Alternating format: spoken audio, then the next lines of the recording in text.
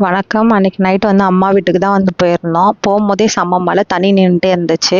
அப்புறம் நைட்டு போய் அங்கே படுத்துட்டு மறுநாள் எழுந்து காலையிலே கிளம்பி எங்கள் வீட்டுக்கு வந்துட்டோம். சரி வந்துட்டோம், மனசு ஒரு மாதிரி இருக்கு, பிரியாணி தான் சாப்பிட முடியல, பிரிஞ்சியாவது செஞ்சு சாப்பிட்லான்னு சொல்லிட்டு சோயா போட்டு 65யும் செஞ்சுட்டு சோயாலேயே பிரிஞ்சும் செஞ்சுட்டேன். நல்லா தான் இருந்துச்சு ரெண்டுமே. எப்படி பிரியாணிக்கு செய்கிறோமோ அதே மாதிரி தான் செஞ்சுருந்தேன். டேஸ்ட் நல்லா வந்தது. ஃப்ரிஷ் ஃப்ரைக்கு பதிலாக பொட்டேட்டோ வச்சு ஃப்ரை பண்ணலாம் அப்படி சொல்லிட்டு செஞ்சுட்டு ரைத்தாவும் கூட தொட்டு சாப்பிட்றதுக்கு பண்ணியாச்சு.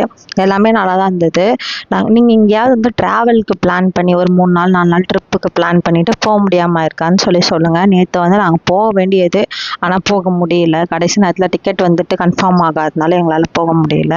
உங்களுக்கு யாருக்காவது அப்படி நடந்திருக்கான்னு சொல்லுங்கள். அதனால ஸ்ட்ரெஸ்ஸாக இருந்தது. பசங்க கூட கொஞ்ச நேரம் விளையாட்டு வாக் போயிட்டு வந்தது. ஒரு 3-4 கிலோமீட்டர் நடந்திருப்பேன். அப்புறம் வீட்டுக்கு மாவு நிறைய பிசைஞ்சு வச்சாச்சு. ட்ராவலுக்கு சப்பாத்தி சுட்டு எடுத்துகிட்டு போகலான்ட்டு. அதனால் அந்த மாவு வச்சே சப்பாத்தி சுட்டுட்டு அப்புறம் தக்காளி தொக்கு செஞ்சு நைட்டுக்கு சாப்பிட்டுக்கிட்டோம். நிறைய மாவு இருக்குது. அடுத்தடுத்த நாளுக்கு சப்பாத்தி தான் சுட்டு ஒரு 3 நாளைக்கு சாப்பிட்ணும் போல். இதோட நைட்டு சாப்பிட்டு படுத்துட்டோம். அடுத்த வீடியோவில் பார்க்கலாம். பாய்.